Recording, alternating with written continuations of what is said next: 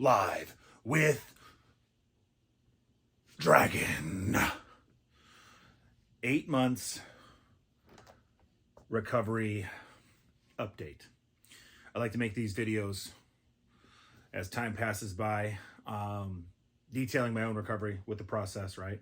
I think it's important for myself to track progression. Also, obviously, for those who are dealing with this issue, to see somebody continue to progress with this issue. It's just a nice, holistic sharing environment. So that's why we built the channel, and we're going to cover that. So pain levels, training, nutrition, macros, recovery, and sleep in focus. So if you're interested in what somebody could look like post 8 months of recovery, right, going down the non-surgical path for a herniated disc injury, I think this could be the video for you. So current pain levels, I would say are 1 out of 10, 10 being the most painful, and 1 being, you know, just kind of there, but not all consuming. So it's still present. Don't get me wrong. Like, I still have some slight nerve pain down the left side, but very manageable. As you guys can see, I'm in a seated position, not even in my normal chair where I do all of these videos. Wife's family's in town from out of the country. So unfortunately I've been banished to this green chair for now. So that's where we're at there. So pain levels, like I said, 1 out of 10, slight nerve pain every now and again. And then when I do some training, depending on what the stimulus is, I will get a little kiss sensation. Usually it has to go into anything that's extension dominant for my left leg. So if I go to do a leg extension and I go to put that leg out, if I don't have that nerve warmed up through some nerve flosses, I tend to feel it. If I do isolateral work where I'm doing one leg, I'm prioritizing one leg over the right, sometimes I'll get nerve sensation on the right side versus the left or the right. But if I do them both at the same time, very rarely do I get any negative feedback on that situation. So all good on that. It's a very nice place to be in, especially when you're training at the level that I am, which is pretty hard. I think we're up to 2 top sets for every movement that we're doing in the gym. Usually it can go from anywhere from 6 exercises to 7. 2 top sets, you do the math, and I'm training, I guess this is a good segue, talk about training, is 6 days a week right now, which is way more than I was doing even when I was pre-injured. And my split looks like this. It is push, leg 1, which is quad dominant. So I'm really trying to pick up my quads. And then I will go into my normal split before the injury was recovery, and then 3 days on, recovery, back to the 2 days. So it's 2 days on, off, 3 days on, so on and so forth. But what I'm doing now is 2 days on, hard training with that leg 1, and then Wednesdays are more recovery focused movements. So back extensions, this could be suitcase carries, suitcase deadlifts, hip flexor, and pretty much I'm just loading all these movements at this point, which feels really good to be able to actually drive blood in there and not just doing strictly mobility-based movements. So yeah, training is that. And then Thursday is a arm day. Excuse me, it is a pull 1. So just one pull movement. That's actually my strong suit, is my back, coincidentally enough. And then Friday is arms. Saturday is going to be another leg 2 movement. So that's a little bit more hamstring prio, but I still get some quads because, again, I'm trying to up the volume to grow my stubborn quads, which on the right side are fantastic, but due to my ACL meniscus tear all those years ago, and then the screw in my knee, I think there's a lot of scar tissue, yada, yada, yada. This quad doesn't like to grow. This one does. So gotta be careful. Don't want to peg leg.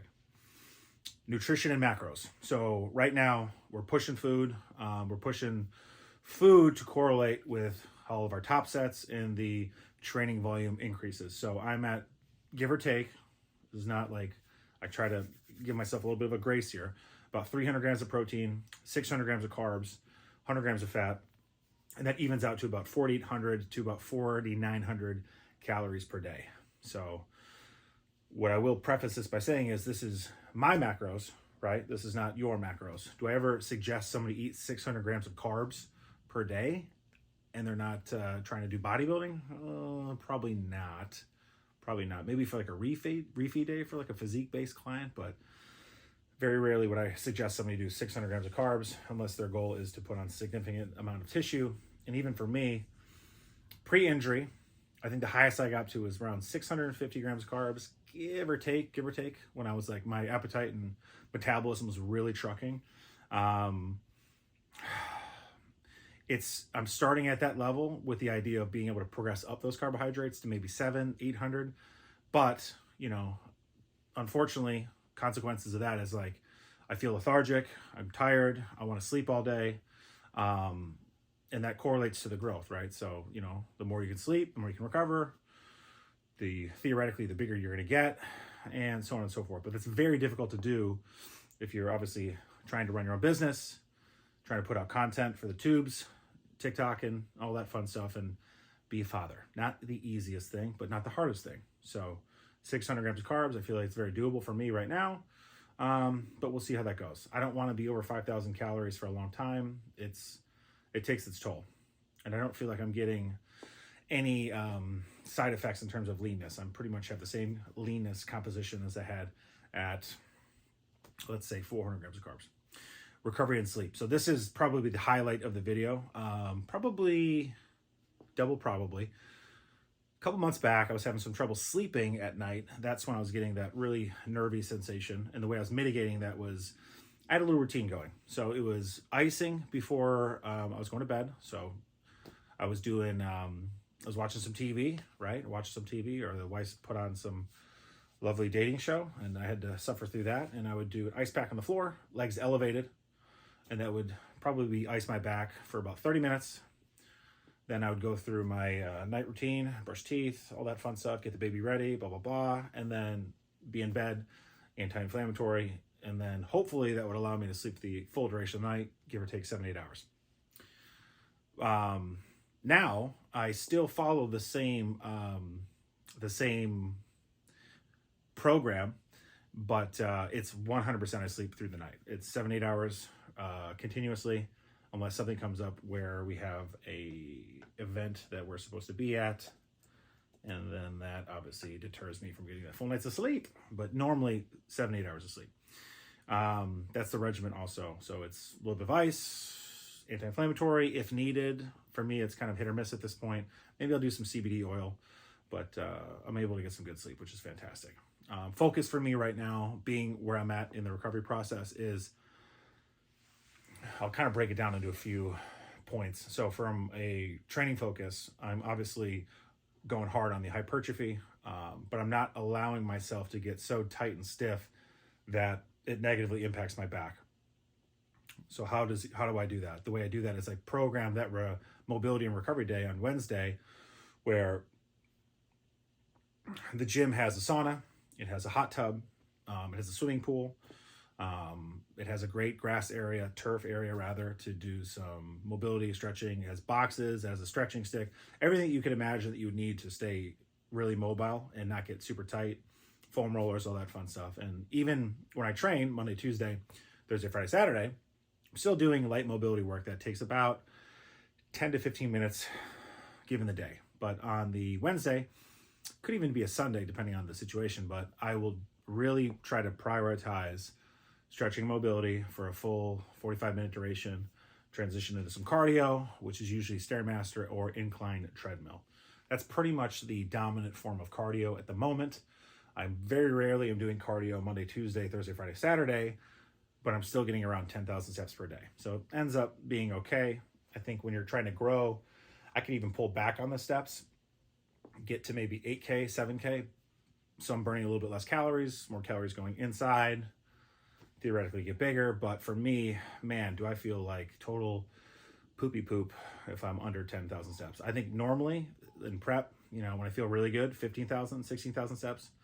And then I'm really trying to really get peeled. 20,000 steps is kind of within my wheelhouse. But even that's that's a lot of steps. Quick sip here. Nutrition, like I said, we're going to stick to these macros the first week that they're going in. And then we will assess how my body weight moves. I'm at 245, fasted in the morning, trying to get to the dismay of my wife, about 250, 255 at most, lean. And then that will put me about 30-ish pounds above the weight cap for classic physique bodybuilding. And yeah, so that's, you typically want to be about 30, 40 pounds above your weight cap so you can really kiss that weight cap when you go in there so you're not a smaller guy on stage. Last time I competed shredded, I was about 212, 213 maybe, give or take, and I was peeled, but, had about 10 more pounds of muscle I could have put on. And recovery sleep, no changes there. Keep it consistent. Try to get 8 hours of sleep, prioritize as best you can.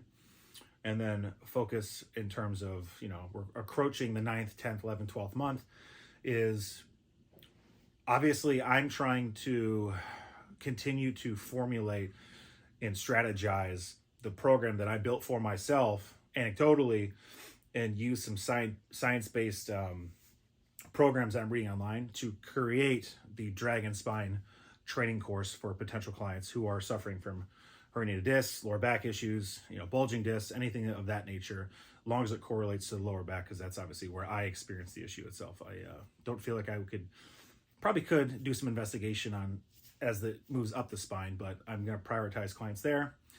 And then also still doing the bodybuilding clients, still doing transformational clients, weight loss, all that fun stuff, physique general driven ideas. And then for myself, I will probably look at potential coaches to get me ready for ultimately another nationals run in 2024 or a national show in general for 2024 towards the back end. I really want to get this last bit of tissue on. It's going to take some time as I preach to my clients. It takes time to build muscle. I can get you shredded. But muscle takes time. So that is the Dragons update. Thank you for tuning in. If you have any comments, questions, or things you want me to expand on as it pertains to where I'm at 8 months post-injury, I'd be happy to do that in the comment section. If you're not already subscribed, please do that. It goes a long way. Like the video as well. The more you can continue to share these types of videos, it does a lot for the community, or I guess the internal community of the Dragon, and it means a lot to me. So thank you for watching this video. Stay tuned for the next one. Dragon House.